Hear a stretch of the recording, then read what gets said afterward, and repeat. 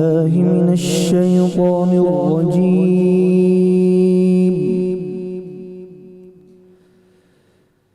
بسم الله الرحمن الرحيم.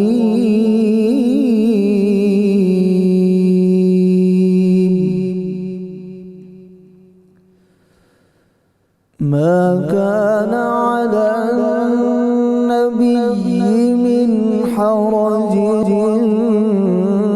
فيما فرض الله له. سنة الله في الذين خلوا من قبل وكان أمر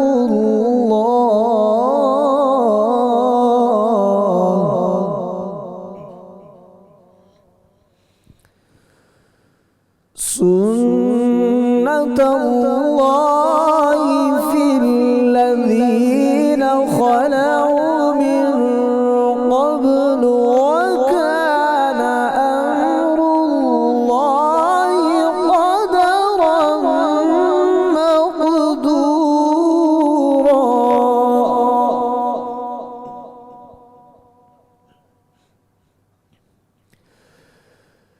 الذين يبلغون رسالات الله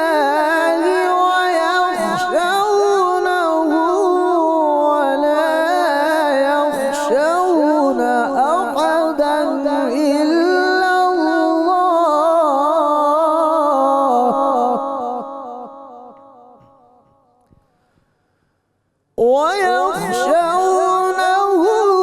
ولا يخشون أحدا إلا الله وكفى بالله حسيبا.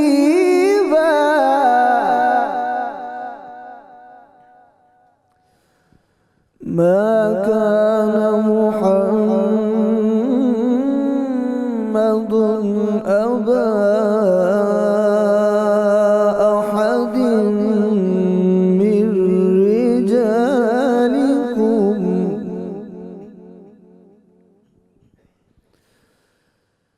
ما كان محمد أبا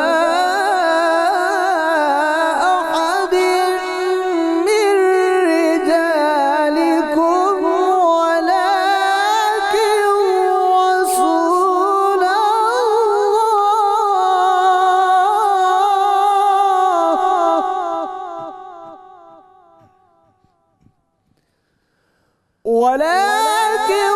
رسول الله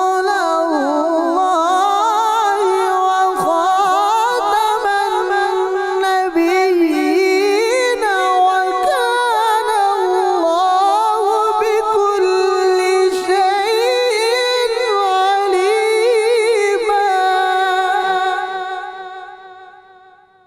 ولكن رسول الله وخاتم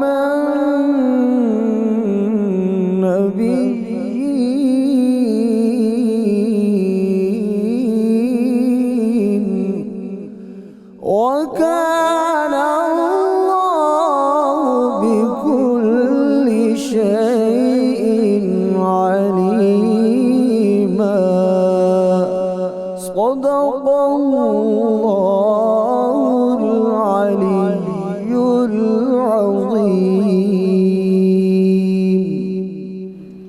جزاک اللہ خیرہ جناب قاری حامد رضا سعیدی صاحب. اعوذ باللہ من الشیطان الرجیم. بسم اللہ الرحمن الرحیم. ناظرین مکرم السلام علیکم. 92 نیوز چینل کی افطار ٹرانسمیشن رحمت رمضان میں آپ کا میزبان غلام معین الدین نظامی اپنے ساتھیوں سمیت حاضر خدمت ہے. آج کے اس پروگرام میں میرے ساتھ کو ہوسٹ ہیں محترمہ ڈاکٹر فاطمہ فیاض صاحبہ. ہمارا آج کا موضوع بہت اہم ہے ناظرین اور آپ کی توجہ کا متقاضی ہے. دعا کے فضائل، برکات اور اس کے آداب. ہم سارے جانتے ہیں کہ رسول اللہ صلی اللہ علیہ وآلہ وسلم نے فرمایا ہے کہ دعا جان عبادت ہے، مغز عبادت ہے۔ اللہ اور اس کے رسول صلی اللہ علیہ وآلہ وسلم نے دعا کو بہت پسند فرمایا ہے، اس کی ترغیب دلائی ہے اور بار بار اس کی تاکید فرمائی ہے۔ قرآن کریم میں انبیاء کرام علیہم السلام کی دعائیں مذکور ہیں۔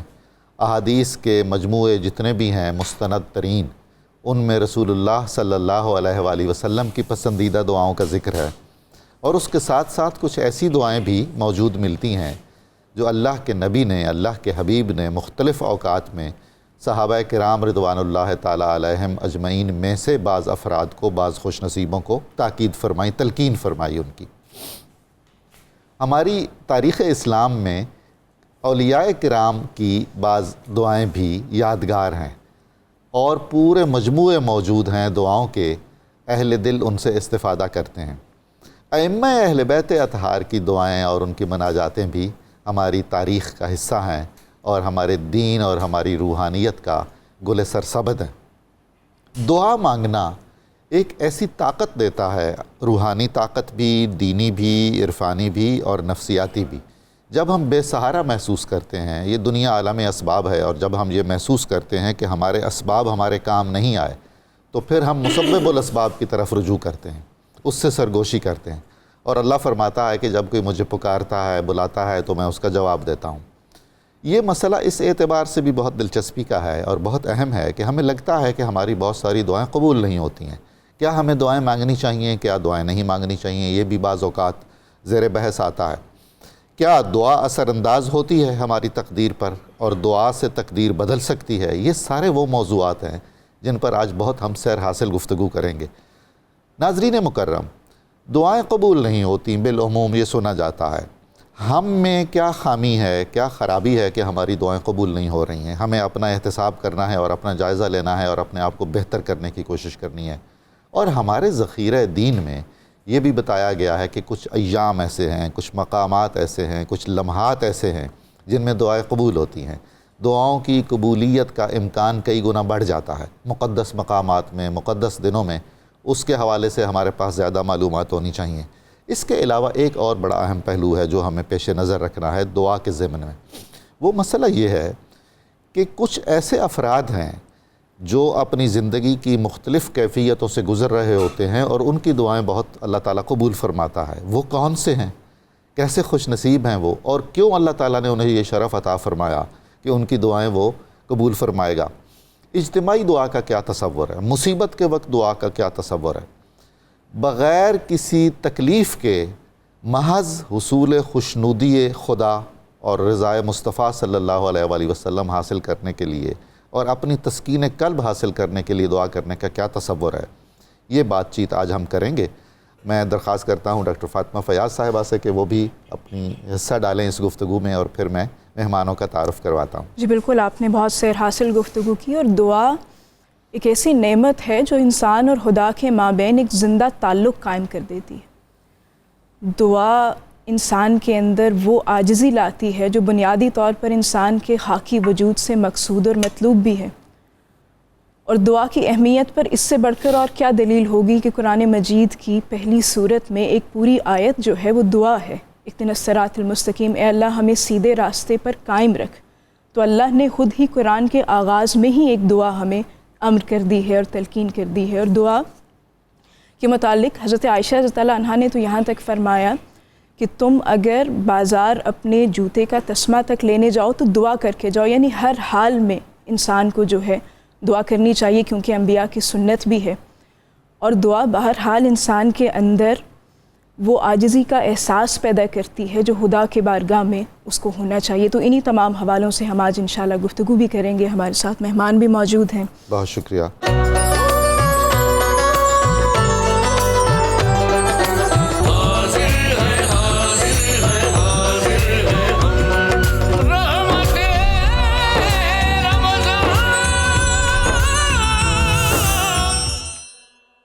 کچن میں ہمارے ساتھ ہیں منیرہ کرن شیف۔ ماشاءاللہ منیرہ، کیسی ہیں آپ؟ خیریت سے ہیں؟ میں بالکل ٹھیک ٹھاک۔ کیا صورتحال ہے آج؟ کیا کیا ارادے ہیں آپ کے؟ آج کی جو ریسیپیز ہیں جو میں لے کر آئی ہوں وہ ہے چکن گارلک. اس کو میں گارلک کے پانی میں پکاؤں گی اور گارلک کا فلیور زیادہ دوں گی. اس کی ٹپ بتاؤں گی اس کو کیسے گارلک کا فلیور دینا ہے. اس کے ساتھ اسارٹیڈ ویجیٹیبل کی ایک بناؤں گی سیلڈ جس میں بروکلی ہوگی, ساتھ میں کیرٹ ہوں گے, پیز ہوں گے, مٹر. ان سب کو بوائل کروں گی, یعنی کہ بلانچ کا طریقہ یہ کہ ابلتے پانی میں آپ نے ان کو ڈالنا ہے اور پھر ان کو نکال لینا ہے. اس کو بوائل نہیں کرنا ہے کیونکہ بوائل کرنے سے اس کی افادیت ختم ہو جائے گی. اور ساتھ میں بناؤں گی ایک پلیٹر ہوگا, وہ گوبھی ہے تو گوبھی کے میں نے کہا آج گوبھی کے پکوڑے بناؤں گی. یہ بالعموم ہم جو کھانے بناتے ہیں تو ابال کے اور وہ ان کے سارے ضائع کر دیتے ہیں, وہ سارے اس کے وائٹامن سارے اس کے بالکل ختم ہو جاتے ہیں. ویجیٹیبلس کو کبھی بھی اتنا پانی نہیں ڈالنا چاہیے, نہ اس کو تیز آنچ پہ پکانا چاہیے. اس کو ہلکی آنچ میں سب ویجیٹیبلس آپ کاٹ کے آپ اس کو دم پہ پکائیں گے, اپنا ہی پانی چھوڑیں گے اور اپنی پانی میں پک جائیں گی. ہم جس کو بہت زیادہ اسٹر کرتے ہیں نا تو وہ خراب ہو, جیسے چائنیز کوکنگ میں ہم اسٹر فرائی کرتے ہیں تیز آنچ پہ تاکہ اس کے کلرس بالکل صحیح رہے. تو آج جو ہوگا اس پہ گوبھی کے پکوڑے ہوں گے, ساتھ میں چکن کے بھی ہوں گے. اس کو بتاؤں گی دونوں پلیٹرز میں کہ آپ جنہوں نے ویجیٹیبلس کھانے ہیں وہ ویجیٹیبل کے بنا لیں اور جو چکن کے ہیں وہ چکن کے بنا لیں. ساتھ میں جو ڈرنک بن رہی ہے وہ ہے کھجور کی, جس میں خشخاش اور الائچی اور دار چینی اور ساتھ میں اس کے میں دوں گی فلیور پکا کے. اور پکانے کے بعد آپ جب اس کو ٹھنڈا کر کے پئیں گے تو آپ جن لوگوں کو میدے کی پرابلم ہے یا جن کو انرجی کا تھوڑا سا بوسٹ اپ جو جم جاتے ہیں ان کے لیے بہت اچھی ڈرنک ہے. یہ وہ ڈرنک ساتھ بنے گی. اور ساتھ میٹھے میں بنا رہی ہوں ٹرائفل, کریمی ٹرائفل, جس میں آپ فیصل جو فروٹس آتے ہیں. یہ تو اللہ تعالیٰ آپ کو جزا دے, آج آپ میٹھا بھی بنا رہی ہیں. جی میٹھا بھی بنا رہی ہوں. تو اس میں آپ کیلے بھی ایڈ کر سکتے ہیں, سیب بھی ایڈ کر سکتے ہیں, انگور بھی, جو بھی سیزنل فروٹس چل رہے ہیں آپ اس میں ایڈ کر کے تو آج اس کو بنائیں. کوشش ہے کہ جو بھی ہمارے دسترخوان بنے اس میں تینوں چیزیں ہوں, لیکن ویجیٹیبلز اور فروٹس کا استعمال ہم زیادہ کریں. جی ہم گاہے بگاہے آپ سے رابطہ کرتے رہیں گے, آپ کی رفتار کا اندازہ کرتے رہیں گے.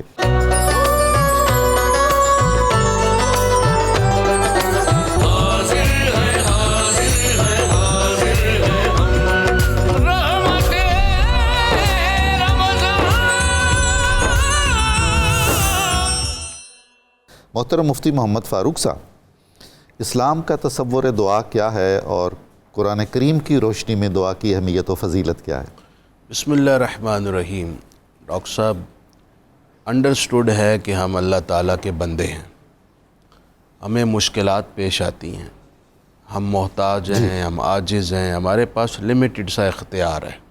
بے شک اللہ تعالیٰ نے یہ ساری دنیا کائنات ہمارے لیے بنائی, لیکن ہمیں ہماری عقل کے حوالے سے اختیار دیا, لیکن اس میں بھی ہم محدود درجے کی قوت رکھتے ہیں.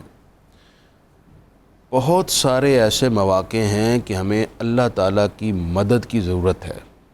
بے شک اللہ تعالیٰ سے وہ مدد لینے کے لیے بندہ اپنے عجز و نیاز کا اظہار کرے اور اللہ تعالیٰ کے حضور التجا و فریاد کرے, اسے دعا کہتے ہیں. سبحان اللہ. سبحان. دعا اپنی جگہ ایک عجز ہے, ایک اظہار نیاز مندی ہے, اور اس کے ساتھ ساتھ اللہ تعالیٰ کے حضور سے اپنی گزارش پیش کر کے مدد لینا ہے.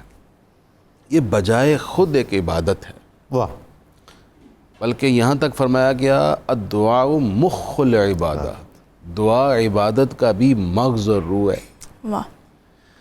قرآن مجید میں دعا کی امپورٹنس کا بھی ذکر ہے اور دعا کی قبولیت کا مجدہ جہاں فضا بھی ہے, اور دعا سے تکبر اور اعراض کرنے والوں سے اظہار غضب بھی ہے. کمال ہے. دو ٹوک لفظ میں اللہ تعالیٰ نے یوں فرمایا ادعونی استجب لکم, میرے بندوں مجھ سے مانگو میں عطا کروں گا. سبحان اللہ. تمہاری دعا قبول کروں گا. جب اس رب العزت نے خود قبولیت کا وعدہ کر لیا تو بندہ مانگنے میں تساہل سے کام کیوں لے؟ بندہ مانگنے سے اعراض کیوں کرے؟ یا مانگنے کے بعد بندے کو شک کرنے کی ضرورت کیا ہے؟ اللہ تعالیٰ جو فرماتا ہے وَمَنْ أَصْدَقُ مِنَ اللَّهِ قِيلًا, کیا اس کا فرمان ہے کہ میری ہر بات سچی ہے, ہر وعدہ سچا ہے جو وہ پورا فرماتا ہے. دوسرے مقام پر ایک مرتبہ رحمت عالم صلی اللہ علیہ وسلم کے صحاب نے عرض کی حضور ہم اللہ کو کیسے پکاریں, جی دعا کیسے کریں اس کے حضور؟ تو اللہ تعالیٰ نے یہ آیت نازل فرمائی, ارشاد فرمایا اذا سألک عبادی عنی اللہ محبوب آپ سے میرے بندے میرے بارے میں سوال کر رہے ہیں، سبحان اللہ سبحان اللہ، ان سے فرمائیے فَإِنِّي قریب، فَإِنِّي قریب، میں تو اپنے بندوں کے قریب ہوں۔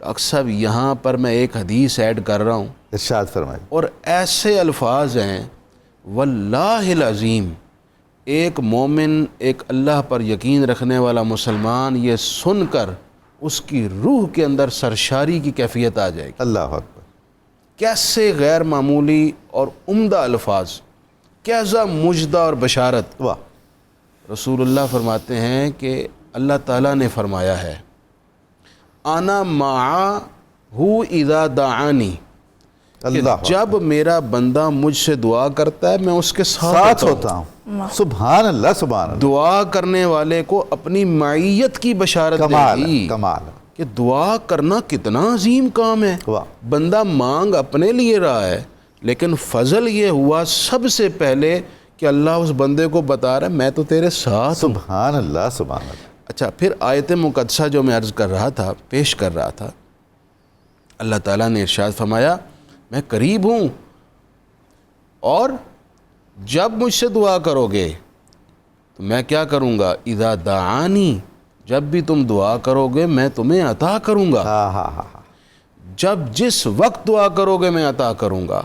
یہ مجدہ اس آیت میں بھی سنا دیا گیا کہ جب بھی جس وقت بھی تمہارے لیے کوئی پابندی نہیں ہے کہ فلاں وقت دعا کر سکتے ہو، فلاں وقت نہیں کر سکتے، ہر وقت ہمارا باب رحمت کھلا ہے، سبحان تم اللہ، دعا کرو ہم عطا کریں گے۔ کیا بات، اچھا، پھر قرآن مجید میں قدیم ترین دعا کا ذکر کر کے بھی اللہ تعالیٰ نے ایک مجدہ دیا۔ مثلاً یہ دعا کے آداب میں سے بھی ہے، ہم آگے جا کے اس پہ بات کریں گے۔ اللہ تعالیٰ نے 5 مرتبہ مختلف آیات میں بندوں نے جو ربنا کہا وہ ذکر کیا۔ سبحان اللہ، سورہ آل عمران کے اندر جی، بھئی ربنا ما خلقت ھذا باطلا، واہ، ربنا اننا سمعنا منادیا ینادی ربنا فاغفر لنا ذنوبنا، پھر آگے فرمایا ربنا وآتنا۔ اچھا، اب یہ 5 مرتبہ ربنا ذکر ہوا، اور اس کے بعد فرمایا گیا فاستجاب لہم ربہم، اللہ اکبر، اللہ تعالیٰ نے ان کی مانگ قبول فرما سبحان لی۔ اللہ سبحان، یہاں مفسرین نے یہ کہا ہے کہ دعا سے قبل 5 دفعہ ربنا کہو، قبولیت کی بشارت خود کیا قرآن دے بات رہا ہے، ہے۔ سبحان اللہ سبحان اللہ، اور سیدنا امام محمد باقر کا یہ فرمان بھی ہے، اور امام جعفر صادق کا بھی آپ سے بھی روایت ہے جی، کہ قبولیت دعا کے لیے ایک رمز یہ ہے کہ آپ دعا سے قبل 5 مرتبہ کہیں یا ربنا، یا ربنا، یا ربنا، یا ربنا، یا ربنا۔ اور ایک حدیث پاک ہے، آقا کریم علیہ الصلوۃ والسلام نے ارشاد فرمایا اللہ تعالیٰ کا ایک فرشتہ ہے جو اللہ تعالیٰ کے ایک خاص اسم کے ساتھ موجود رہتا ہے، اچھا، وہ ہے ارحم الراحمین۔ سبحان اللہ، جب بندہ کہتا ہے یا ارحم الراحمین 3 مرتبہ، یا ارحم الراحمین، یا ارحم الراحمین، وہ جو فرشتہ اس پاک اسم باری کا موکل ہے، جی، اس پر مقرر ہے، وہ بندے سے ہم کلام ہو جاتا ہے اور کہتا ہے کہ اے بندہ خدا، جس ارحم الراحمین کو تو پکار رہا ہے وہ تیری طرف متوجہ ہو چکا ہے، اب مانگ لے۔ اب مانگ لے، فرشتہ اسے کہتا ہے کہ اب تو دعا کر لے۔ جی، یہ طریقے ہیں دعا کے، اور قرآن مجید کی یہ بشارتیں ہمارے سامنے ہیں۔ آگے چل کے ہم اس پہ بات کریں گے، بس یہ درخواست کروں گا دعا ضرور کریں۔ ہائے، ایسا عظیم کام ہے یہ، ہمیشہ جس سے مانگنے جائیں چند مرتبہ جائیں تو وہ ناراض ہو جاتا ہے، یار تو بار بار منہ چک کے آ جانا ہے، لیکن رسول اللہ فرماتے ہیں من لم یسأل اللہ یغضب علیہ، جو اللہ کی حضور دعا نہیں کرتا اللہ اس سے ناراض ہوتا ہے، کمال ہو گئی ہے، اللہ اکبر، یہ مجھ سے دعا ہی نہیں کر رہا۔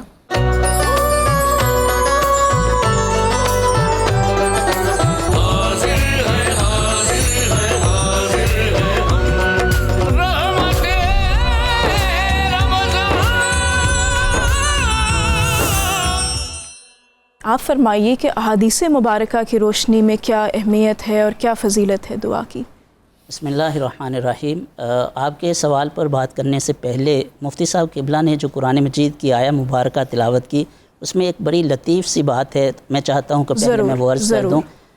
اللہ رب العزت نے جو ارشاد فرمایا وَإِذَا سَأَلَكَ عِبَادِي عَنِّي فَإِنِّي قَرِيب، کہ میرا بندہ جب مجھ سے سوال کرتا ہے فَإِنِّي قَرِيب، اب یہ فا کے ساتھ اللہ رب العزت نے ارشاد فرمایا، اور عربی زبان کے اندر یہ جو فا ہے یہ تعقیب کے لیے آتا ہے، بہت اور خوب۔ تعقیب کا مطلب یہ ہے کہ ایک کام ہوا اس کے فوراً بعد بغیر کسی تاخیر کے دوسرا کام واقع ہو جاتا ہے۔ تو جو ہی بندہ اپنے رب کے حضور کوئی بھی دعا کرتا ہے اللہ رب العزت اس کی دعا کو فوراً قبول فرماتا ہے۔ یہ قرآن مجید کی اس آیت کا ایک مفہوم ہے۔ اب اگر یہ کہا جائے کہ ہم تو دعائیں کرتے ہیں لیکن قبول نہیں ہو رہی، اور قرآن مجید میں ہے فَإِنِّي قریب، تو اس میں کیا ہے؟ اس میں اللہ کے رسول ارشاد فرما رہے ہیں کہ کوئی بھی بندہ مومن جو دعا کرتا ہے تو اس کی قبولیت کی 3 صورتیں ہوتی ہیں۔ پہلی صورت یہ ہے کہ ان یستجیب لہ فی الدنیا، اس کی دعا کو دنیا میں فوراً قبول کر لیا جائے۔ دوسری صورت یہ ہے ان یصرف عنہ السوء، اس کے اوپر کوئی پریشانی، کوئی مصیبت، کوئی اور کسی طرح کی بلا آفت آنے والی تھی، اللہ رب العزت اس سے اس کو دور کر دے۔ اور تیسری صورت دعا کی قبولیت کی کیا ہے کہ اللہ رب العزت اس کی دعا کو آخرت کے لیے محفوظ کر دے۔ کیا بات ہے۔ اور پھر دیکھیے کہ یہ جو دعا ہے یہ خدائے وحدہ لا شریک کے سامنے جب بے سہارا بندہ اپنی جلوت و خلوت میں دست بستہ یعنی راز و نیاز کی جو التجا کرتا ہے اور آہوزاری کرتا ہے اور اپنے رب کے سامنے اس کی رحمت کا طلبگار ہوتا ہے، اور اس کے جواب میں خدائے بزرگ و برتر کا رحم و کرم، اس کا عفو و درگزر اور اس کی حاجت روائی، یہ ایک ایسا باب ہے کہ جسے پورے دین کا خلاصہ اور لب لباب کہا جا سکتا ہے۔ بے شک۔ اور دعا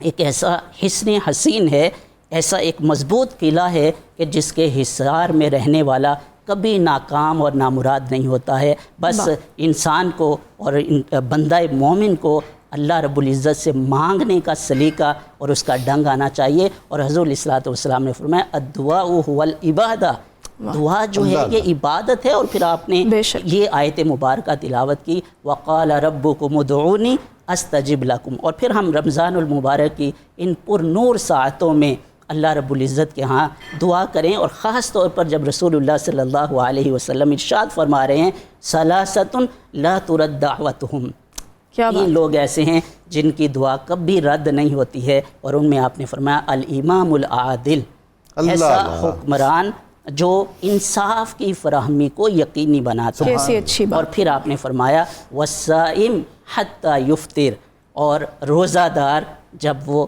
افطار کر لے، یعنی روزہ دار کی جو دعا ہے وہ بھی رد نہیں ہوتی۔ اور تیسرا حضور علیہ الصلوۃ والسلام نے فرمایا ودعوۃ المظلوم، مظلوم کی جو دعا ہے وہ کبھی بھی رد نہیں ہوتی۔ اور سیدنا معاذ کو جب رسول اللہ جج بنا کر اور قاضی بنا کر یمن بھیج رہے تھے تو آپ نے فرمایا یا معاذ اتقی دعوت المظلوم، اے معاذ جو مظلوم ہے اس کی بد دعا سے بچنا، لِأَنَّهَا لَيْسَ بَيْنَهَا وَبَيْنَ اللَّهِ حجاب، کیونکہ مظلوم کی جو بد دعا ہے اس کے اور رب کے درمیان کوئی حجاب، کوئی پردہ نہیں ہوتا ہے۔ تو احادیث مبارکہ میں کثرت کے ساتھ حضور علیہ الصلوۃ والسلام کے ارشاد گرامی اور آپ کی تعلیمات موجود ہیں کہ اللہ کی بارگاہ میں دعائیں کریں، التجائیں کریں، اور خاص طور پر جب رمضان المبارک کی ان پر نور ساعتوں میں ہے تو ہمیں ضرور دعاؤں کا کثرت کے ساتھ اہتمام جو ہے وہ کرنا چاہیے۔ ڈاکٹر صاحب آپ بہت خوبصورت انداز میں بیان فرما رہے تھے، اور مجھے اس سے یاد آ گیا فارسی کے عظیم شاعر مرزا عبدالقادر بیدل کا ایک خوبصورت شعر، بے ترس از آہ مظلومان کہ ہنگام دعا کردن اجابت از در حق بہر استقبال بھی آید۔ کیا بات۔ مظلوموں کی آہ سے ڈرو، کیونکہ جب وہ دعا کرتے ہیں تو قبولیت اللہ کے دروازے سے نکل کر ان کا استقبال کرتی ہے اور ان کی دعا کو قبول فرماتی ہے۔ حضرت مفتی صاحب آپ یہ فرمائیے کہ یہ ہم آمین کہتے ہیں بالعموم دعاؤں کے بعد یا سن کر، اس کا مفہوم اور مطلب کیا ہے، اور یہ کہنا چاہیے؟ ایک تو یہ کہنا چاہیے، اچھا، آمین دعاؤں کے وقت بھی کہنا چاہیے، اور نماز میں بھی ولدالین کے بعد آمین ضرور کہنا چاہیے، جی، چاہے آپ اکیلے نماز پڑھ رہے ہیں چاہے امام کے پیچھے پڑھ رہے ہیں۔ اچھا، نبی کریم علیہ السلام نے فرمایا جس کی آمین فرشتوں کی آمین کے موافق ہو گئی اللہ اس کی بخشش اللہ کرتا ہے۔ اللہ کیا بات۔ سبحان اللہ۔ اس وقت ملائکہ بھی آمین کہتے ہیں جب آپ نماز میں خود پڑھ رہے ہوں یا امام پڑھ رہا ہو اور ولدالین کے بعد۔ ایک بات، دوسرا آپ اس وقت دل میں بھی دعا کر سکتے ہیں۔ اچھا، جب آپ نماز میں امام کے پیچھے پڑھ رہے ہیں، امام صاحب نے کہا ولدالین، بلند آواز والی نمازوں میں آپ نے آہستہ آواز میں کہا آمین، کیونکہ فرشتے بھی آہستہ ہی کہتے ہیں، ہمیں تو آواز نہیں آتی ان کی۔ اور اس وقت آپ دل ہی دل میں چاہیں اور بھی کوئی دعا کر سکتے ہیں، آپ کی سبحان زبان اللہ۔ نہ ہلے، ہونٹ نہ ہلے، دل ہی دل میں دعا کیجئے، وہ قبولیت کا وقت ہے۔ سبحان اللہ، سبحان اللہ۔ آمین کا معنی ہے استجب، اچھا، اے پروردگار تو یہ دعا قبول کر لے۔ واہ، آمین یعنی آپ ایک مزید تاکیداً عرض کرتے ہیں مولا یہ تو سبحان اللہ، جو عرض ہم نے کی ہے نا، ہائے ہائے۔ یہ تو قبول فرما لے۔ دعا کی قبولیت کی دعا ہے۔ جی قبولیت کی دعا ہے۔ اچھا، اس کے حوالے سے مزید میں کچھ اگر آپ اجازت ضرور دیں، آپ ارشاد فرمائیے۔ دعا کی قبولیت کے کچھ خاص مقامات یعنی جو وقت اجابت ہے۔ حضور میں آج یہ محسوس کر رہا ہوں کہ آپ بہت ہی کرم کی کیفیت میں ہیں۔ آغاز کلام ہی میں آپ نے دعاؤں کے قبول ہونے پر بات شروع اللہ کی اور مہربانی ایسا فرما کمال دیجیے، کیا۔ ہم سب کی یہ قبول بہت فرما لے، ہم تو امت اس کے مسلمہ عاجز کی بندے ہیں۔ خیر خواہی کا بات۔ ایک تو پورا رمضان قبولیت دعا کا ہر لمحہ ہی قبولیت ہے، بے شک۔ خصوصاً وقت افطار کی دعا رسول اللہ نے فرمایا قبول ہوتی ہے، اللہ اللہ، شب قدر کی دعا قبول ہوتی ہے۔ واہ، میں یہ احادیث کا خلاصہ جی سنا رہا ہوں۔ بالکل۔ شب جمعہ کی دعا قبول ہوتی ہے، شب جمعہ کے بعد جمعے والے دن کی دعا قبول ہوتی ہے، ہائے ہاں ہاں، ایون کہ یہاں تک فرمایا جمعے والے دن ایک گھڑی ایسی آتی ہے جس وقت دعا رد ہی نہیں ہوتی۔ کمال ہے، اب وہ کون سی ساتھ ہے؟ سبحان اللہ۔ وہ سیدہ خاتون جنت حضرت سیدہ بی بی فاطمہ زہرا سلام اللہ علیہا کا معمول یہ تھا، آپ جمعے والے دن اپنی خادمہ سے فرماتی کہ دیکھو سورج غروب ہونے والا ہے، وہ کہتی جی اماں جی بس غروب ہونے ہی والا ہے، آپ دعا شروع کر دیتی۔ جو غروب آفتاب سے چند لمحات قبل ہیں، یہ جمعے والے دن قبولیت کی وہ ساعت ہے اللہ، جس کا حدیث میں ذکر گیا، یہ سیدہ فاطمہ زہرا کا معمول تھا۔ سبحان اللہ، سبحان۔ اچھا، اسی طرح اکثر لوگوں نے گھروں میں مرغے پالے ہوتے ہیں، اب تو رواج کم ہو گیا ہے، پالنے چاہیے، دیسی انڈے کھائیں، مرغے بھی پالیں۔ وہ بڑی حسین آوازیں ہوتی تھیں، رات کے پچھلے پھیر مرغے اٹھا دیتے تھے اپنی بانگ سے نماز کے لیے۔ جب مرغ بولے، مرغ چلائے، جی حدیث پاک میں فرمایا گیا اس وقت جو دعا کی جائے وہ قبول ہوتی ہے۔ سبحان اللہ، کیا کمال ہے۔ اس کا سبب یہ ہے کہ فرمایا مرغ یا مرغی یہ ملائکہ کو دیکھ کر بولتی ہے، تو ملائکہ کا نزول دراصل رحمت الہی کا نزول ہے۔ حضور میں نے مرغے رکھ لینے ہیں اور میرے ہمسایوں نے آپ کی طرف رجوع کر لینا ہے۔ وہ میرے طرف کس لیے، وہ تو آپ کی طرف رجوع کریں گے، مرغے تو آپ کے پاس ہوں گے۔ یہ جو فرمائیے کہ بتایا جاتا ہے کہ تہجد کے وقت جو لمحات ہیں وہ بھی بڑے مقدس ہیں۔ تہجد کے وقت بھی دعا کریے، بلکہ عین نصف رات کے بارے میں بھی فرمایا گیا ہے کہ نصف رات کو جو دعا کی جائے وہ بھی قبول ہوتی ہے، کیونکہ اس وقت رب العزت کی طرف سے یہ ندا کی جاتی ہے میرے بندوں مجھ سے مانگو میں عطا کروں۔ اسی طرح آج کل بارشیں ہو رہی ہیں، جی آپ صلی اللہ علیہ وسلم نے فرمایا جب بارش برس رہی ہو اس وقت کی دعا بھی قبول ہوتی ہے۔ کیا کہنے ہیں، سبحان اللہ۔ اکثر ہمارے احباب آج کل گئے ہوئے ہیں مدینہ شریف، مکہ شریف، اور آتے جاتے رہتے ہیں، اب تو زمزم شریف یہاں بھی مل جاتا ہے۔ جی رسول اللہ صلی اللہ علیہ وسلم نے فرمایا زمزم لما شربا، زمزم پینے سے پہلے جو دعا کی جائے وہ بھی قبول ہوتی ہے۔ اللہ، کیا بات۔ اچھا، بہت بڑے محدث ہے شیخ الاسلام ابن حجر عسقلانی، جی بے شک۔ وہ فرماتے ہیں کہ میں نے زمزم پینے سے پہلے دعا کی، میرا حافظہ بڑا کمزور تھا، احادیث یاد نہیں ہوتی تھی، تو میں نے دعا کی یا اللہ تیرے محبوب نے فرمایا زمزم پینے سے پہلے دعا کی جائے قبول ہوتی ہے، تو تم مجھے حافظ ذہبی جیسا حافظہ اور یادداشت عطا کر دے۔ کیا بات ہے۔ میں نے یہ دعا کر لی، کہتے ہیں ایسی قبول ہوئی اس کے بعد کبھی کوئی روایت کوئی حدیث بھولا نہیں۔ سبحان اللہ۔ پھر انہوں نے ایسی احادیث کی کتب لکھیں، بخاری کی شرح لکھی، پھر اسماء الرجال پہ کام کیا، ایسے بہت سارے مقامات ہیں، آگے چل کے اور بھی بتاؤں گا انشاءاللہ۔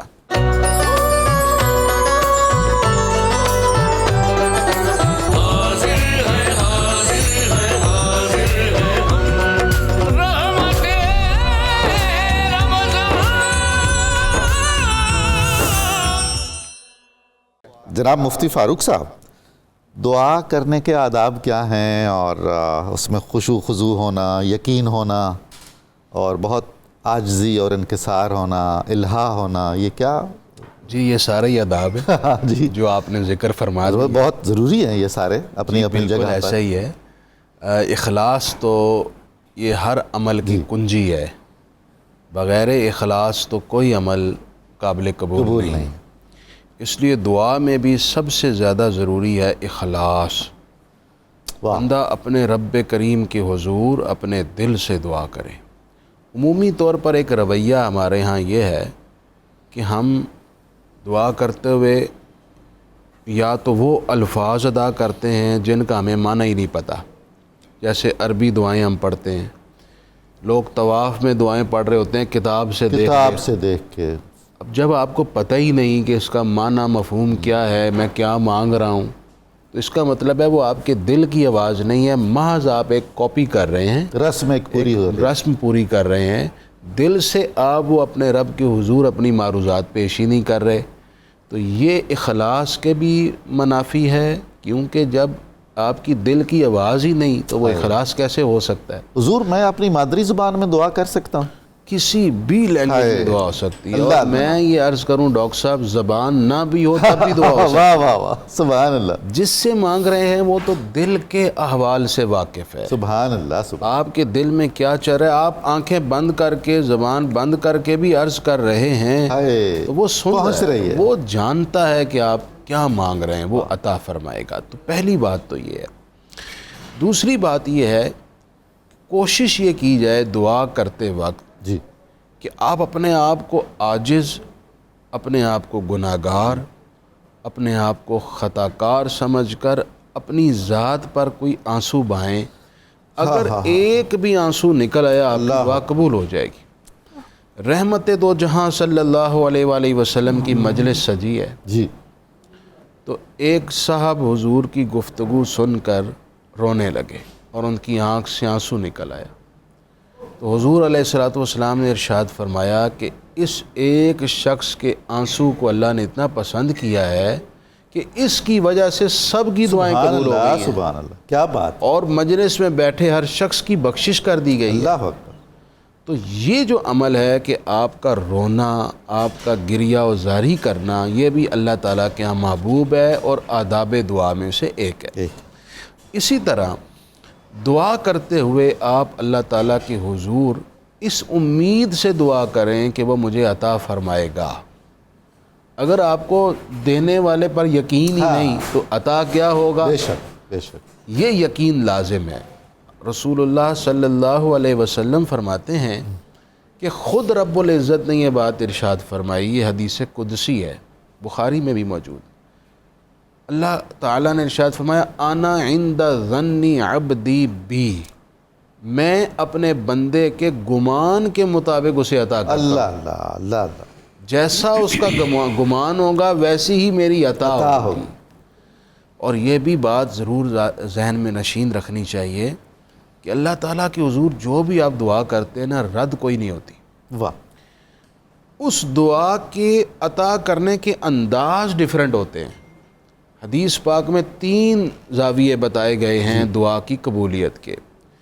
پہلا یہ کہ جو آپ عرض کر رہے ہیں اگر اللہ تعالیٰ کی حکمت میں وہی آپ کے لیے مناسب اور موزوں ہے تو بعینی ہی عطا ہو جائے گا۔ واہ، من و عن عطا ہو جائے گا، واہ واہ، جسے ہمارے ہاں من و عن کہتے ہیں۔ یہ تو کمال فرمایا آپ نے، اللہ آپ کو جزا دے۔ دوسرا فرمایا کہ اس کے بدلے میں وہ حکمت الہی میں آپ کے لیے بہتر نہیں۔ بعض اوقات لوگ کہتے ہیں میرا بیٹا مانگ رہا تھا بیٹی ہو گئی ہے، کسی کے ہاں بیٹی ہوئی ہے وہ بیٹا چاہتا تھا۔ اللہ فرماتا ہے آسان تکرہوا شیئا فہو خیر لکم، تم جسے اپنے لیے غیر مناسب سمجھ رہے ہو سکتا ہے وہی تمہارے لیے بہتر ہو، اللہ نے اس لیے وہ تمہیں عطا کیا ہے۔ وہ بہتر جانتا ہے، وہ بہتر جانتا ہے میں نے کیا عطا کرنا ہے. سو آپ جو مانگ رہے ہیں اللہ تعالیٰ اس کے بدلے جو بہتر ہے وہ آپ کو دے دے گا. تیسری صورت یہ ہو سکتی ہے قبولیت دعا کی کہ آپ نے جو دعا کی ہے اس کے بدلے آپ کو دنیا میں کچھ نہ عطا ہو، آخرت میں عطا ہو جائے. حدیث پاک میں مضمون ہے کہ ایک بندہ اللہ کے حضور حاضر ہوگا، اللہ اس کو ایک نیکیوں کا پہاڑ دکھائے گا، فرمائے گا یہ بندے تیرے لیے ہے. اللہ عرض کرے گا میرے مولا میں نے تو یہ کیا ہی نہیں. عرض فرمایا جائے گا تو نے جو دنیا میں دعائیں کی تھیں تو سمجھتا تھا وہ قبول نہ ہوئی، یہ ان دعاؤں کی جزا ہے. وہ بندہ عرض کرے گا کاش میری دنیا میں کوئی دعا قبول نہ ہوتی، اللہ ذخیرہ آخرت بن گیا، سب کا کے بدلے ذخیرہ آخرت مجھے عطا ہو جاتا. اور ایک اور دعا کا ادب یہ ہے کہ جب بھی آپ دعا کریں اپنے آپ کو دعا کے لائق بنائیں.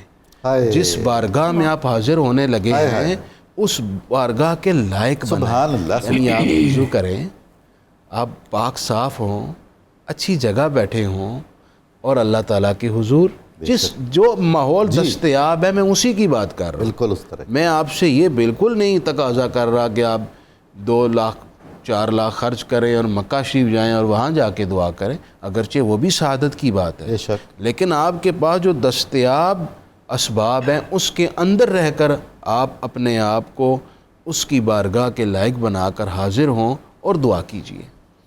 مفتی صاحب یہ جو علماء فرماتے ہیں کہ بھئی آپ کو دعا بڑے دو ٹوک لب و لہجے میں کرنی چاہیے عاجزی کے ساتھ، اس طرح نہیں کہ اگر ایسا مناسب ہے یوں ہے وہ ہے، تو یہ کیا مسئلہ ہے؟ دعا کے لیے یہ عاجزی کے ساتھ ساتھ دعا جو آپ کر رہے ہیں اس مضمون پر بھی غور رکھنا چاہیے کہ آپ مانگ کیا رہے ہیں.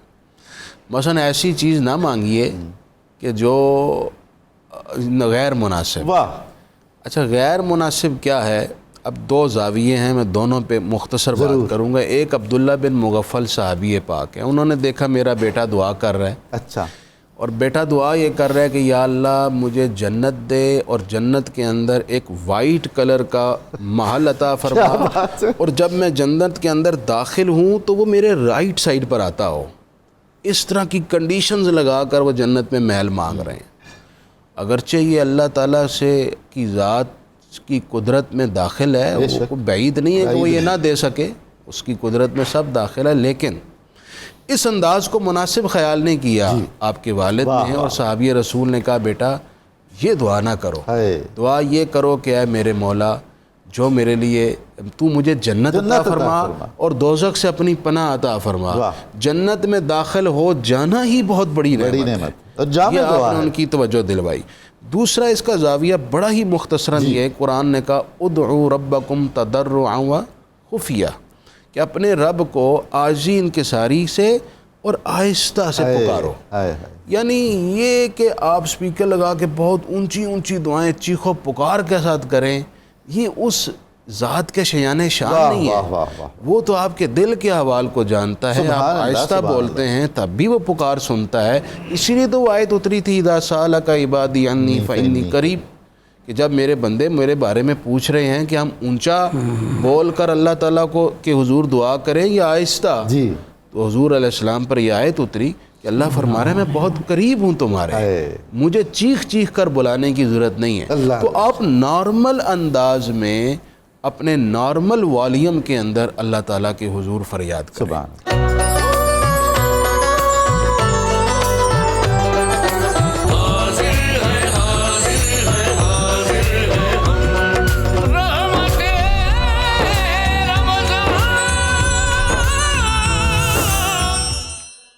حضرت صاحب انداز دعا کا ذکر ہوا تو آپ یہ فرمائیے کہ رسول پاک صلی اللہ علیہ وسلم نے کیا انداز اپنایا ہے دعا کرنے کا، اور دیگر انبیاء کرام کی کون کون سی دعائیں جو ہیں وہ معروف ہیں اور قرآن میں بھی ان کا ذکر ہے؟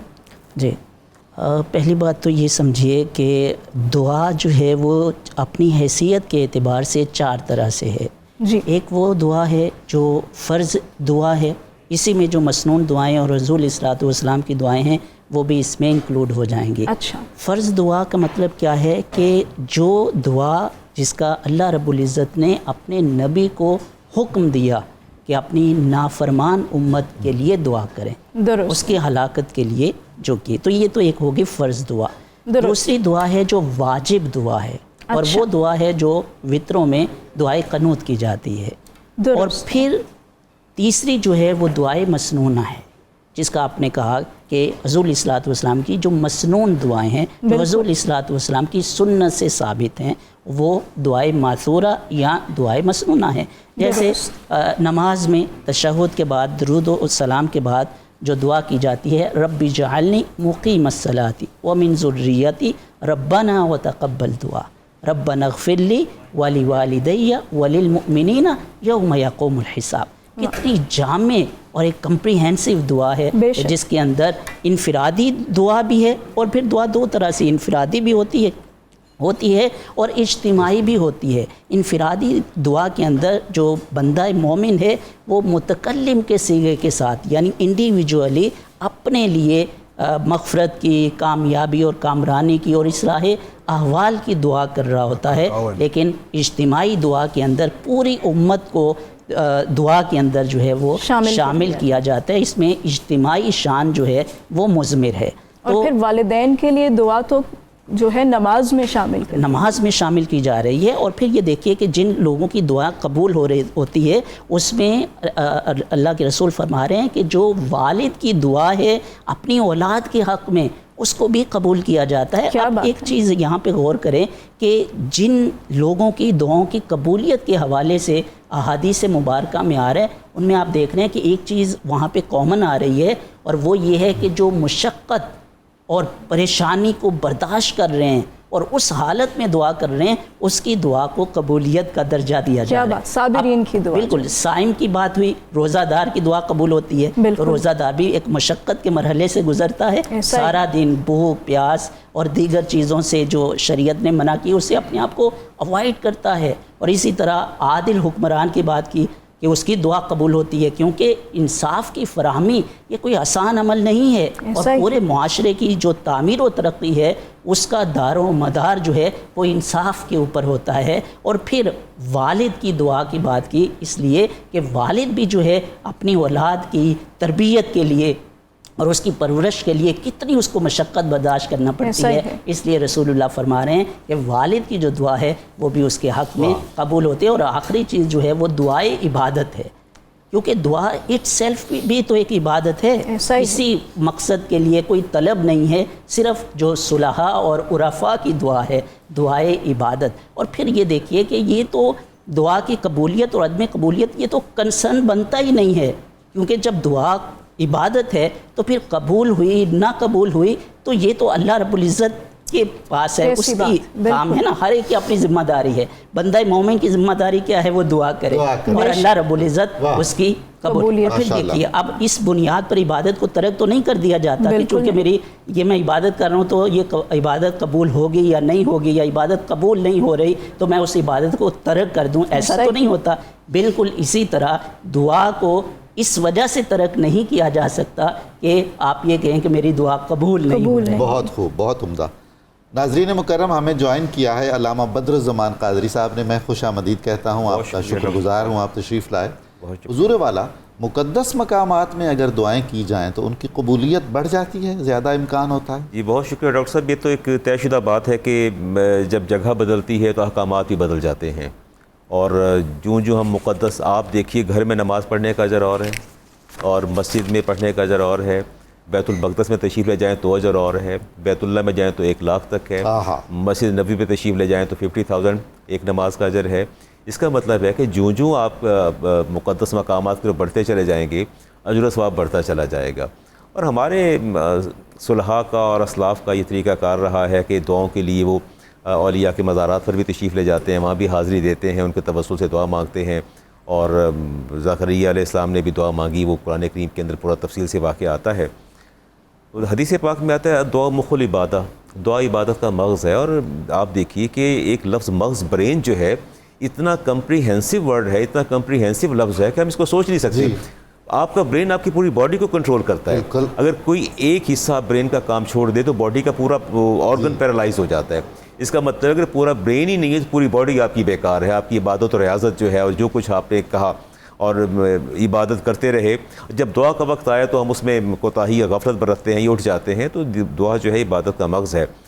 رسالت امام علیہ السلام نے ارشاد فرمایا کہ کبھی یہ نہ کہا کرو کہ اللہ نے, میں نے دعا مانگی, اللہ نے میری دعا کو قبول نہیں فرمایا. یہ اللہ تعالیٰ پر تہمت باندھنے والی بات ہے.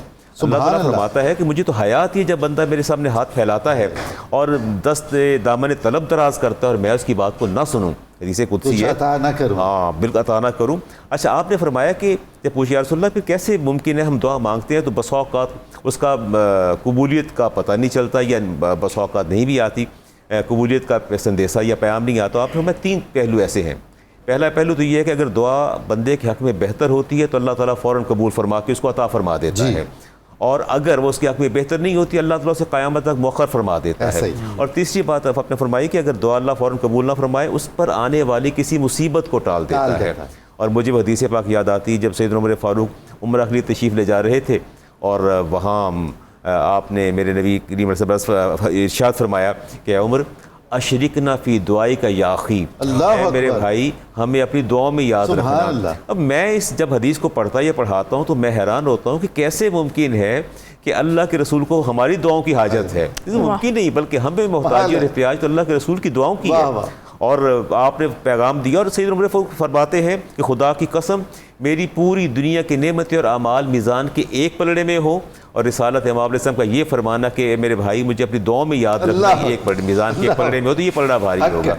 اور یقیناً آپ نے ایک پیغام ہمیں دیا کہ ہمیشہ دعا مانگتے رہنا چاہیے. اور خود بھی نہیں بلکہ آپ تشریف لے جا رہے تھے تو آپ کے ساتھ صحابہ تھے, تو ایک عارف بیٹھا از خود کلامی کر رہا تھا اور کہہ رہا تھا کہ جی وہ کیسا تو جنت کی تمنا کرتا ہے, ساری رات تو سوتا ہے اور دن کو تو اپنے معمولات میں مشغول ہو جاتا ہے, پھر بھی جنت کا طلبگار ہے. میں جاؤ اس سے اپنی اسے دعا کرواؤ, جاؤ اس سے جا کے دعا کرواؤ. اور وہ صحابہ بڑھے آگے, پھر دعا کروائی کہ نہیں اور کرواؤ, پھر اور کرواؤ. پھر آپ نے خود دعا سکھائی اس عارف کو, فرمایا نہیں میرے صحابہ کے لیے تم یہ دعا مانگو. کیا بات ہے. تو وہ دعا مانگی تو فرمائی یہ کمپریہنسو دعا ہے. ہمیشہ دعاؤں کے لیے میں سمجھتا ہوں ہر بندہ طلبگار ہے دعاؤں کا, اور دعائیں کرتے بھی رہنا چاہیے اور دعائیں لیتے بھی رہنا چاہیے. دونوں صورتیں ساتھ ساتھ چلتی رہنی چاہیے.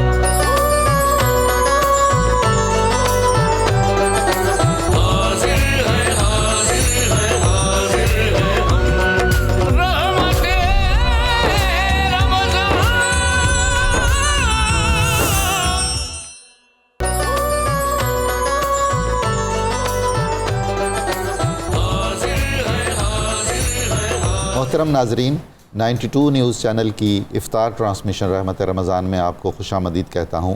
ہم دعا کے موضوع پر گفتگو کر رہے ہیں, اس کے آداب, اس کے فیوز اور اس کے برکات پر. جناب مفتی محمد فاروق صاحب یہ فرمائیے کہ ہم وسیلہ اختیار کر سکتے ہیں دعا میں, فلاں ایک آدمی کے وسیلے سے یا رسول اللہ صلی اللہ علیہ وآلہ وسلم کے وسیلے سے, اہل بیت کے وسیلے سے؟ بالکل یہ وسیلہ اختیار کیا جا سکتا ہے, اور قرآن نے خود کہا ہے وَابْتَغُوا إِلَيْهِ الْوَسِيلَةَ, اللہ تعالیٰ کے حضور وسیلہ پیش کرو. بلکہ قرآن مجید نے تو وَلَوْ أَنَّهُمْ إِذْ ظَلَمُوا أَنفُسَهُمْ جَاءُوكَ فَاسْتَغْفَرُوا اللَّهَ وَاسْتَغْفَرَ لَهُمُ الرَّسُولُ لَوَجَدُوا اللَّهَ تَوَّابًا رَحِيمًا. یہ تو آیت پوری وسیلے کا درس کیا بات ہے کہ تم گناہ کر بیٹھو تو دربار رسالت میں پیش ہو جاؤ اور رسول اللہ کے حضور عرض کرو تو رسول اللہ تمہاری سفارش کر دیں, لَوَجَدُوا اللَّهَ تَوَّابًا رَحِيمًا, تو اللہ تعالیٰ تمہاری توبہ قبول بھی فرمائے گا, تمہیں معاف بھی کر دے گا. صالحین تو آج تک یہ وسیلہ اختیار کرتے آئے ہیں, بلکہ انہوں نے تو بعض ایسے مقامات کا تعین بھی کیا کہ یہاں جا کر دعا کی جائے تو اس جگہ کے وسیلے سے دعا قبول ہوتی ہے. مثلا امام شافعی رحمۃ اللہ علیہ کو پتہ نہیں تھا کہ میں مصر میں دعا کروں تو قبول ہو جائے گی, مکہ میں دعا کروں تو قبول ہو جائے گی. وہ آتے کوفہ میں امام اعظم ابو حنیفہ کے مزار پر فرماتے ہیں جو بھی میری حاجت ہوتی میں یہاں 2 نفل پڑھ کر دعا کرتا قبول ہو جاتا. حضرت معروف کرخی رحمۃ اللہ علیہ کے مزار کے والے سے فرمایا شیخ الاسلام ابن حجر عسقلانی نے کہ یہاں دعا کی جائے وہ قبول ہوتی. حضور آپ نے کئی دفعہ ہمیں سنایا جی ہاں وہ حضرت سعدی کا خدایا بحق بنی فاطمہ کہ برقول ایمان کنی خاتمہ, یہ بھی دعا الہی خیر گردانی بحق شاہ جیلانی. امام موسیٰ کاظم کے بارے میں محدثین نے لکھا ہے قبر موسیٰ الکاظم تریاق مجرب, وہ تریاق مجرب ہے, وہاں دعا قبول ہوتی ہے. تو یہ تو صالحین کا طریقہ رہا ہے. بلکہ میں آپ کو ایک دلچسپ بات بتاؤں, فقہا نے لکھا ہے کہ بین المزارین حلب کے اندر دعا کی جائے دعا قبول ہوتی ہے. حلب کے اندر مزار ہے حضرت شیخ الاسلام अबू बकर मसूद अल-कासानी रहमतुल्लाह अलैह का, जिनकी किताब है बदाए सनाए, और उनके मज़ार के साथ उनकी मिसेस का मज़ार है जो बहुत बड़ी वलिया और फ़कीहा थी, हज़रत बीबी फ़ातिमा। सुभान अल्लाह। इनके मज़ारात के दरमियान जो दुआ की जाए फ़ुक़हा ने लिखा वो कबूल होती है। इनका वाक़या भी बड़ा दिलचस्प है, उस तरफ जाऊँगा बात लंबी हो जाएगी। आगे बढ़ता हूँ। कुरान ने कहा हुनालिका दआ ज़करिया रब्बा, अल्लाह अल्लाह। जब हज़रत ज़करिया ने देखा हज़रत मरियम सलामुल्लाह अलैहा के पास बेमौसमी फल मौजूद हैं, तो वहाँ फ़ौरन हाथ उठा दिए, मालिक तेरे इस बंदे की अर्ज़ है, बेमौसम तो फल दे सकता है तो बेमौसम औलाद भी दे सकता है। 120 साल उम्र थी, अल्लाह, औलाद का मौसम नहीं है, लेकिन मेरे मालिक तो कादिर है, मैं देख लिया मैंने, तो अता कर दे। तो हज़रत ज़करिया की दुआ कबूल हुई और बशारत दी गई कि आपको हम बेटा यहया अता फरमा रहे हैं। तो हज़रत यहया अलैहिस्सलाम अता हो गए। तो ये अंडरस्टूड है जनाबे वाला, ऐसे मौक़े ऐसे वसाइल इख्तियार करें तो इंशाअल्लाह दुआएं कबूल होंगी। अच्छा, अंबिया कराम की दुआओं का जिक्र है, ये बताइए कि और कौन से अफराद हैं जिनकी दुआ की कबूलियत की बशारत दी गई है और वो फौरी कबूल होती है, और कौन सी हालतों में जो है वो दुआ के कबूल होने के इम्कानात ज़्यादा हैं? अच्छा, पहली बात तो ये देखिए कि इस्लाम के अंदर जितनी भी इबादत हैं उसके सही होने के लिए और अल्लाह के यहाँ कबूल होने के लिए कुछ अरकान और उसके शुरूत मुकर्रर की हैं। उन अरकान और उन शुरूत के साथ ही वो इबादत सही होती है और शरई तौर पर उसको अकॉर्डिंग टू शरिया कहा जाता है। लेकिन दुआ वाहिद इबादत है कि ये जैसे भी की जाए, जिस हालत में भी की जाए, वो अल्लाह ताला उसको कबूल करता है और उसको सुनता है। इसके लिए ये हम जिन चीज़ों का जिक्र कर रहे हैं ये मुस्तहब्बात में से ताख़ीर और ताजील तो हो सकती है, लेकिन दुआ अपनी जगह मौजूद है। ये प्रेफरेबल चीज़ें हैं, मुस्तहब चीज़ें हैं कि अगर इनका एहतमाम कर लिया जाए, वज़ू करके दुआ करना, फिर जो है पाक जगह का एहतमाम करना और इंतखाब करना, है ना, तो ये वो चीज़ें हैं जिनका ये इंतखाब करना ये मुस्तहब चीज़ों में आता है। लेकिन दुआ वाहिद इबादत है कि जैसे भी और जिस हालत में भी की जाए अल्लाह रब्बुल इज़्ज़त उसको कबूल करता है। फिर आपने पूछा कि वो कौन से लोग हैं या कौन से अहवाल हैं जिन हालतों में दुआ कबूल होती है। पहले ज़िक्र भी हुआ इसका कुछ कि अल्लाह रब्बुल इज़्ज़त ने ऐसे लोगों की दुआ का कैटेगोरिकल फरमा दिया कि उनकी दुआ तो कभी रद्द नहीं होती है। और उसमें इस साइम की बात की, रोज़ादार की बात की, इमाम आदिल की बात हुई। और इसमें मैं दोबारा से इस चीज़ पे एक बात ज़रूर अर्ज़ करना चाहूँगा कि मज़लूम की बद्दुआ से बचें इस वजह से। और ये रमज़ानुल मुबारक का महीना भी है, मुबारक महीना, इसमें हमें जो किसी के ऊपर जुल्म ज़्यादती की है उसको माफ़ करके रमज़ानुल मुबारक में दाखिल होना चाहिए, क्योंकि दिल की सफाई के बग़ैर कोई भी इबादत रमज़ानुल मुबारक के महीने में इवन अगर हम कर रहे हैं तो वो शर्फ़ कबूलियत उसको नहीं मिलेगी। अगर हमारे दिल के अंदर जो है दूसरों के लिए हसद है, कीना है, नफ़रत है, या हमने किसी के साथ जुल्म और ज़्यादती की हुई है और अभी तक हमने उससे माफ़ी तलब नहीं की है और उसके मौजूदगी में हम सारी इबादत कर रहे हैं, वो हमारी इबादत कबूल नहीं होंगी। और दुआएं भी देखिए, दुआ की कबूलियत के लिए और भी क्या ज़रूरी है कि हमारा जो खाना पीना लुक़्मा हलाल, इसका एहतमाम बहुत ज़रूरी है। और सफ़र की हालत में हमने कहा कि मुसाफिर की दुआ जो है वो भी कबूल होती है। लेकिन हुज़ूर इस्लाम, बहुत शुक्रिया अल्लामा बदरुज़्ज़मान साहब, ये जो किन की दुआ किन के हक़ में ज़्यादा कबूल होती है, वालिदैन और औलाद का क्या मामला है? वालिदैन की दुआ तो जी कभी रद्द ही नहीं होती औलाद के हक़ में, बल्कि मैंने एक हदीस पाक में यहाँ तक देखा, देखिए बस औक़ात जो उफ्ताद तबाह के बायस वालिदैन गुस्से पे आके कुछ सख्त सुस्त भी औलाद को कह देते हैं, कभी उनके मुँह से बद्दुआ भी निकल जाती है। तो मेरे नबी ने इरशाद फरमाया कि क्योंकि वो तबई तकाज़ा होता है, गुस्से में होते हैं, अल्लाह ताला उस बद्दुआ को कबूल नहीं फरमाता, क्योंकि दिल के पीछे, दिल के अंदर तो रहमत जो मौजन होती है और मोहब्बत मौजन होती है। माँ या बाप अगर गुस्से में बात कह भी दें, हाँ, अगर उनका दिल दुखाया जाए, और वो हदीस पाक में आता है, सैयदना सिद्दीक़ अकबर सिद्दीक़ का रावी हैं, फरमाया जब बंदा माँ बाप की दिल आज़ारी करता है, अल्लाह तबारक व तआला उसको उस वक्त तक मौत नहीं देता जब तक उसे उसकी सज़ा दुनिया में ना दे ले। आखिरत तो सज़ा है ही है, उसमें तो कोई दूसरी राय नहीं है। तो ये है कि माँ बाप की दुआ जो है वो, और मैं समझता हूँ कि बहुत से लोग जब हमसे दुआ करवाने आते हैं तो मैं कहता हूँ आपके पास दुआओं का ख़जाना तो घर के अंदर मौजूद है, तो आप उनसे दुआएं क्यों नहीं लेते? बल्कि हदीस पाक में यहाँ तक तो आता है कि जो बंदा सुबह अपने काम पे जाने से पहले अगर वो اپنے والدین سے ملاقات کر کے نکلتا ہے تو یقیناً اللہ تبارک و تعالیٰ اس کی دہلیز کراس کرنے سے پہلے اس کے لیے جنت کے دروازے کھول دیتا ہے. ان کو محبت سے دیکھنا بھی, ہاں ان کو دیکھنا بھی عبادت ہے. اگر دیکھنا عبادت ہے تو ماں باپ کو ترچھی آنکھ سے دیکھنا عذاب بھی ہے. کیا بات, ترچھی آنکھ سے اب دیکھ بھی نہیں سکتے. دیکھنا اگر عبادت ہے اور کم نگاہی سے دیکھنا وہ بھی جو ہے عذاب. اولاد کی دعا بھی, اولاد جب دعا, اب دیکھیں تو ہماری تو دعائیں اللہ نے ہماری نمازوں کے اندر رکھ دی ہیں. اور آپ جب بھی اچھا اولاد نہ بھی ہاتھ اٹھائے, اگر کوتاہی اور غفلت کا مظاہرہ کرے تو جب نماز ادا کرے گی تو خود بخود جو ہے وہ دعا جو ہے والدین میں قبول ہوتی چلی جائے گی.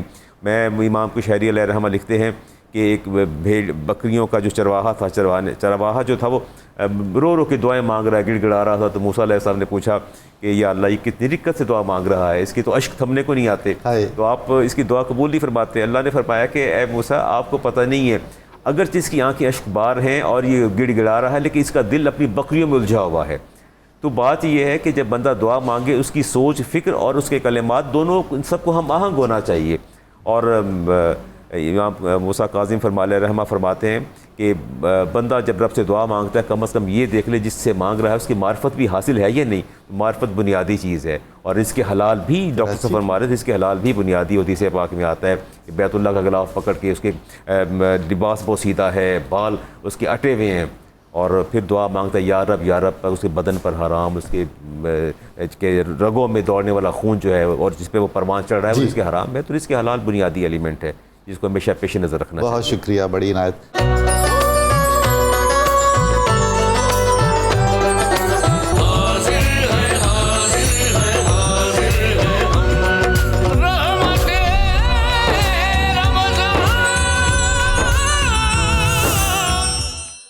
مولانا جلال الدین رومی کا بھی جو فلسفہ عرفانی ہے دعا کے موضوع پر بہت ہی ذوق انگیز ہے. مولانا فرماتے ہیں کہ ایک تو دعا کا حکم دیا گیا ہے اللہ تعالیٰ کی طرف سے بندے کو, اچھا تو امر خداوندی ہے, حکم خداوندی, سبحان اللہ, کہ آپ دعا کریں. واہ. لیکن یہ حکم ایسا ہے کہ اس کو بجا لانے کی جو توفیق ہے وہ بھی خدا داد, اللہ اکبر, سبحان اور اللہ. انسان کی مجال اور جرت نہیں ہو سکتی جب تک کہ ارادہ الہی اور اذن الہی نہ ہو کہ وہ دست بے دعا جو ہے وہ بلند کرے.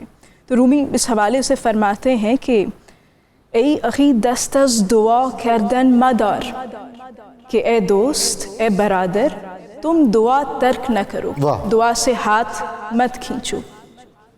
یا اجابت یا رد اویت چکار, سبحان اللہ, سبحان اللہ. تمہیں اس بات سے کیا سروکار ہے کہ وہ تمہاری دعا رد کرتا ہے یا قبول کرتا ہے. تمہارا تو کام یہ ہے کہ تم دعا اس کے حضور کرو. اور اس سے وہ جو ہماری پنجابی میں بھی جو کافی ہے کہ مالی دا کم, ہاں سبحان اللہ, وہ بھی بالکل اسی پر ہے.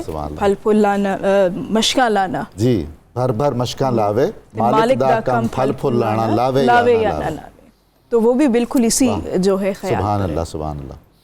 علامہ بدر الزمان صاحب, ہم اپنی دعاؤں میں کیا اپنے حسن اعمال کا کوئی وسیلہ بھی پیش کر سکتے ہیں؟ جی ڈاکٹر صاحب بالکل ایسے ہی ہے. جیسے ایک ہمارا دینی شعار ہے کہ ہم دعا کے لیے توسل پکڑتے ہیں. جی جیسے سیدنا عمر فاروق جب آپ کے عہد میں قحط پڑا تو آپ نے نبی کریم علیہ السلام کے چچا کا توسل پیش کیا, حضرت سیدنا عباس کا, ہاں وہ توسل پیش کیا اور بارش ہوئی. اسی طرح ہم اعمال صالح کا بھی توسل پیش کر سکتے ہیں. امام بخاری اور مسلم کی تفصیلی ایک حدیث آتی ہے جس میں اس کے ایکسٹریکٹس جو ہے وہ آپ کے سامنے پیش کرتا ہوں. جی رسالت باب علیہ السلام نے ارشاد فرمایا کہ 3 دوست تھے اور سفر پر روانہ ہوئے اور غار میں رات کو پناہ لی. بارش ہوئی اور چٹان لڑک کر جو ہے وہ پتھر بھاری آ گیا سامنے, بند ہو گئی غار. جب بند ہوئی تو بہت مشکل ظاہر ہے جب اندھیرا چھا جائے اور اتنا بھاری پتھر. اس پر تینوں دوستوں نے فیصلہ کیا ایسا کرتے ہیں کہ جو اعمال ہم نے کیے ان اعمال صالح کا جن میں ہماری نیت نیک تھی, اللہ کی رضا کے لیے خالص تھے, ان کا کیوں نہ اللہ تعالیٰ کی بارگاہ میں وسیلہ پیش کیا جائے, واسطہ دیا جائے. تو میں پہلے اس مسافر کی بات کرتا ہوں. اس نے کہا یا اللہ کہ میں بکریاں چراتا تھا اور روزانہ رات کو لے جاتا باہر اور چرا کے لاتا, دودھ دھوتا, پہلے میرے والدین تھے ان کو پلاتا, بعد میں اپنی بچوں اور بیوی کو پلاتا. ایک رات میں ایک شام میں بکریاں چراتے بہت دور نکل گیا, واپسی آتے تاخیر ہوئی, میری والد اور والدہ دونوں سو چکے تھے اور میں انہیں جگانا میں نے مناسب نہیں سمجھا, اور میں دودھ کا پیالہ لے کے ان کے سرہانے کھڑا رہا. اور اگلے کمرے میں میری زوجہ بھی تھی, میرے بچے بھی تھے. وہ بھوک سے بلکتے رہے، چلاتے رہے، روتے رہے، زوجہ نے بلایا، بلکس کے باوجود میں وہیں کھڑا رہا تیری رضا کے لیے، کہ ماں باپ جو ہے ان کو تقدیم ماں باپ کے لیے ہے، تعظیم و تکریم کے لیے کھڑا رہا تیری رضا کے لیے، کہ از خود یہ اٹھیں گے صبح جب نماز کا وقت ہوا، ان کی آنکھ کھلی، دیکھا تو پیالہ لے کے کھڑے تھے، میں نے ان کو پانی پلایا، مالک اگر یہ میرا عمل تیری رضا کے لیے ہے اس چٹان کو تھوڑا سرکا دے، اور حدیث پاک میں چٹان سرک گئی اور باہر سے روشنی آنی شروع ہو گئی، تو بندہ نیک اعمال کا وسیلہ پیش کرتا ہے تو اللہ تعالیٰ قبول بھی فرماتا ہے۔ سبحان اللہ، سبحان اللہ۔ یقیناً ہمیں بھی اپنے مال صالح کا وسیلہ پیش کرنا چاہیے۔ ماشاءاللہ۔ حضرت صاحب اور کیا دعا کے آداب کے حوالے سے ہمارے پاس نکات ہیں، کن کن چیزوں کو پیش نظر رکھنا چاہیے دعا کرتے ہوئے، خاص طور پہ رمضان میں؟ جی جی بالکل، دعا کے آداب کے حوالے سے ایک حدیث قدسی میں بیان کرنا چاہتا ہوں، طویل ہے لیکن صرف جو دعا سے متعلق چیزیں ہیں میں وہ عرض کرتا ہوں۔ اللہ رب العزت اپنے بندوں سے مخاطب ہو کر فرماتے ہیں، یا ابن آدم لا تخشى من ضيق الرزق وخزائن ملآنا وخزائن لا تنفد ابدا۔ اے ابن آدم تم تنگی رزق سے مت ڈرو جبکہ میرے خزانے بھرے ہوئے ہیں اور میرے خزانے کبھی ختم نہیں ہوتے۔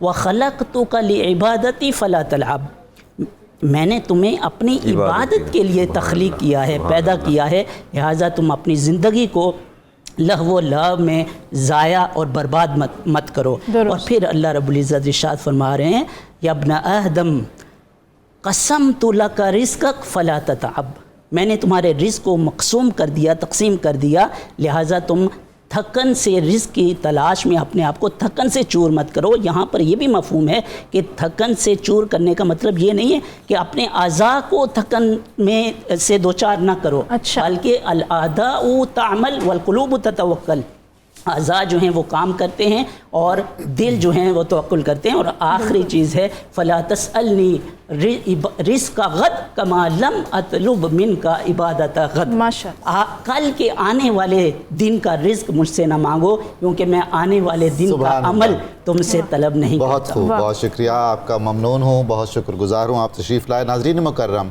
اجازت چاہتے ہیں، اللہ تعالیٰ آپ کا حامی و ناصر ہو۔ کل اس وقت اسی جگہ انشاءاللہ اسی پروگرام میں آپ کی زیارت ہوگی، آپ سے ملاقات ہوگی، آپ سے گفتگو ہوگی۔